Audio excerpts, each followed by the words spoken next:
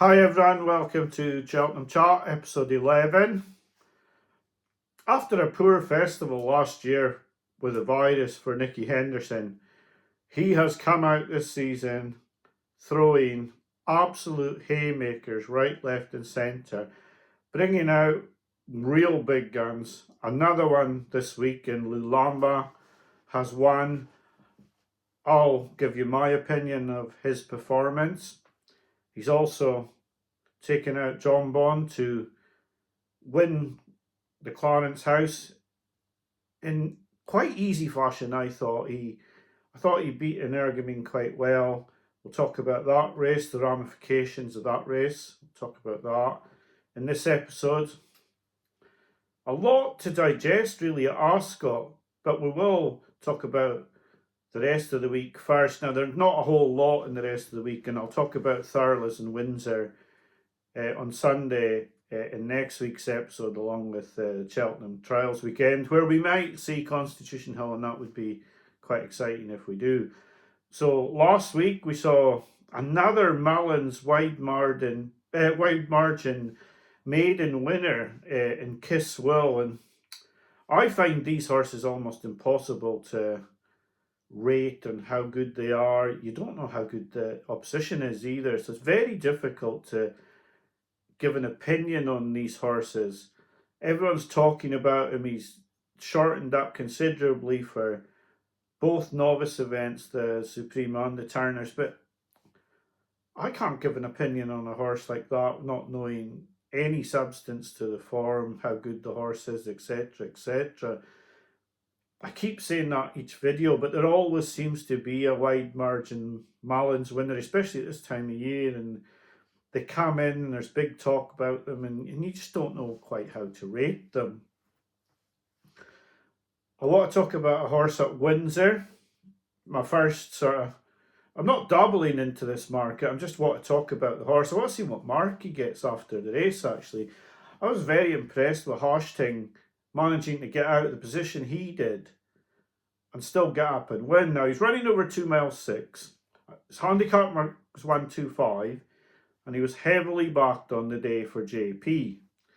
And I thought, this is going to win quite cosy, try and get a £5 rise in the weights to get to about 130, and he'll be for the Kim Muir. But the race didn't pan out like anyone had planned, especially with all the money that looked like it got ploughed onto the horse. The horse got shuffled back, just things started to go desperately wrong in the race, and all of a sudden, as they came into the straight, the horse had been shuffled back and it looked an almost hopeless position, and you could see John Joe Jr. was shoveling the coal on, but I felt you could almost see the panic in his mannerisms, like the way he was trying to get the horse going was like, this is a big gamble. I need to win here. I've got to get this horse moving somehow. And he has managed to get up. But I think it shows how much he had in hand, that he could win from the position he was in. And I do wonder what sort of rise he's going to get, because the Kim Muir's 4 furlongs further, and the way he stayed on here, he looks the ideal type. He looks the absolute ideal type for the Kim Muir. Now, he's only 8-1 non-runner, no bet with Hills, but he's 16-1 if you don't get that concession. But I do wonder how the handicapper's going to assess this. Is he going to look at the bare form and say he's just won 2 lengths? That's not such a good performance. I'll put him at 5. If he looks at the actual race and sees the uncompromising position he came from, he could quite easily get double that, or maybe even a couple more than that. So he could get up to 12, I think, for this win. But he may only get 5. If he gets 5, he's in a real good position. For me, in my opinion, for the Kim Muir. He's JP's. JP likes the Kim Muir. He's won it a few times. Now, it's not an amateur rider race, so he wouldn't get that sort of advantage in the race, because he's gone in there with O'Connor, who's the best amateur rider. So not only does he normally go in with a well handicapped horse, he's got the best jockey in the race as well at times. So I am very intrigued to see what sort of rise Ting will get. I think he's good enough to run really well in a Kimmuir, if that's the target. Now, they could be targeting the Midlands National, anything. I've no idea myself. Just my thoughts. That's what I put on the videos. I thought Ting, yeah, I think he could be a Kimmuir horse. But I'd wait to see the mark and then go from there once we see what sort of rise he gets. I think it's on Tuesday that'll come out.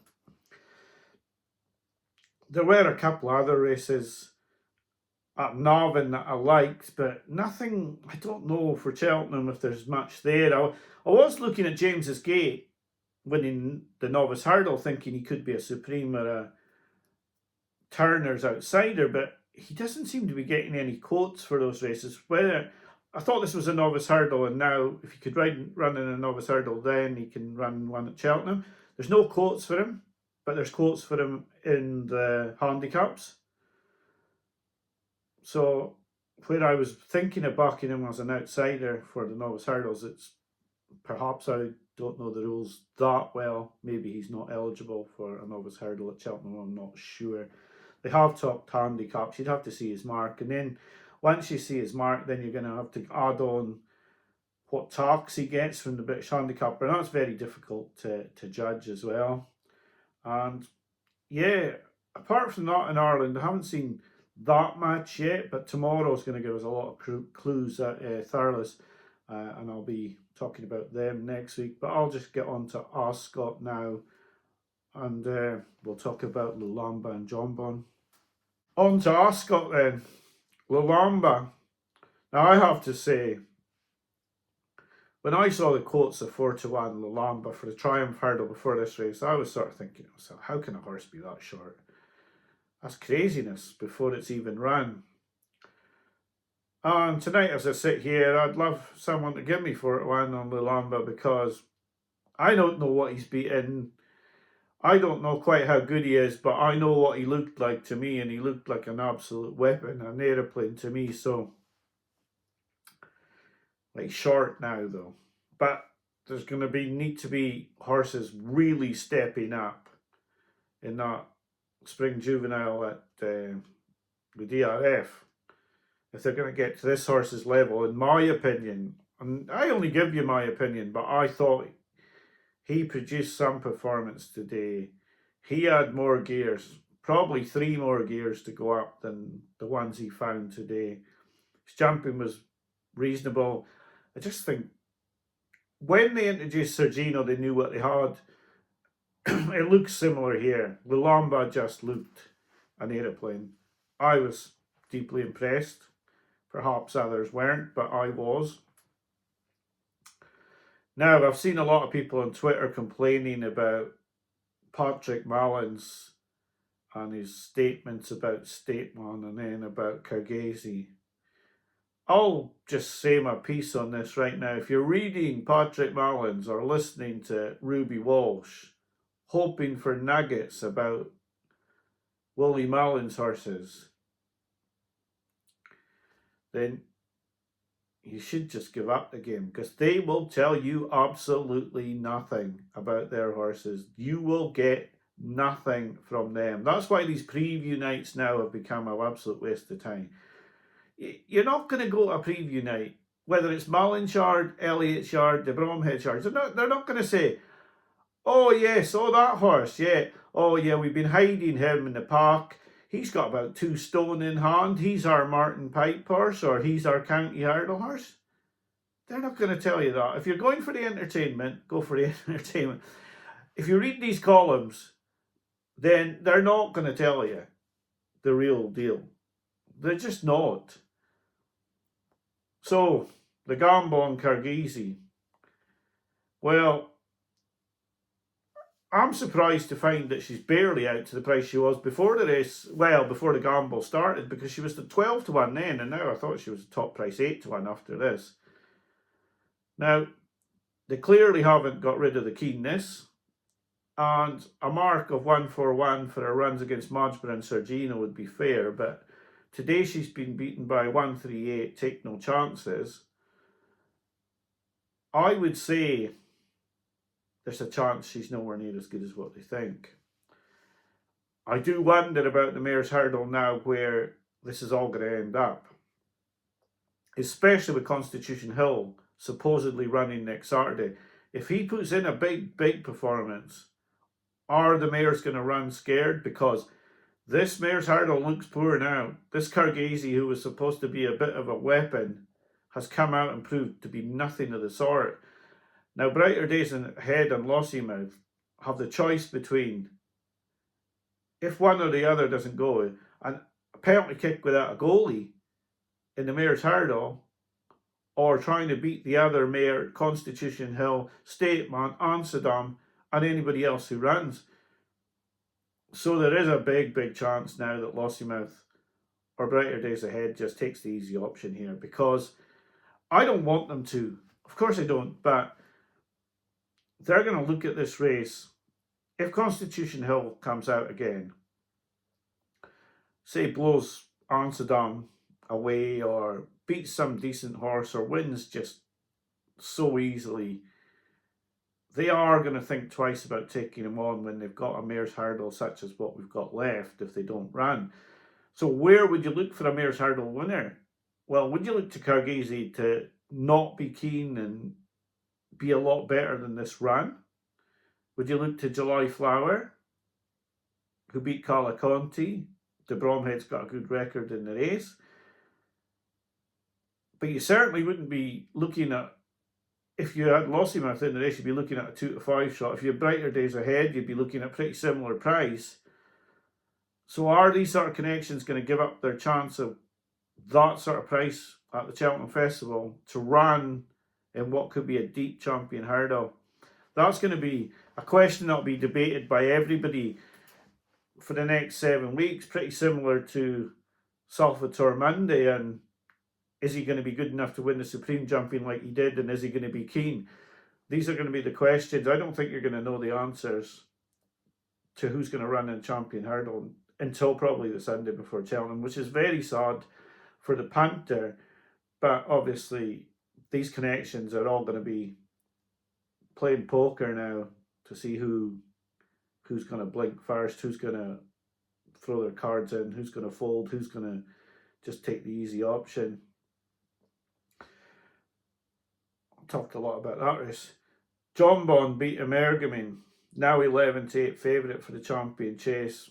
It's hard, even in on worse ground, better ground for Energumene, but softer ground, to see this reversed, even with Jonbon having possibly been a slightly inferior horse at Cheltenham. I don't think that can be debated. I don't think he's quite as good at Cheltenham as he is other places. I don't know if he's going to need to be as good as he was today to beat Energumene, even on softer ground. I think he's got Energumene's measure.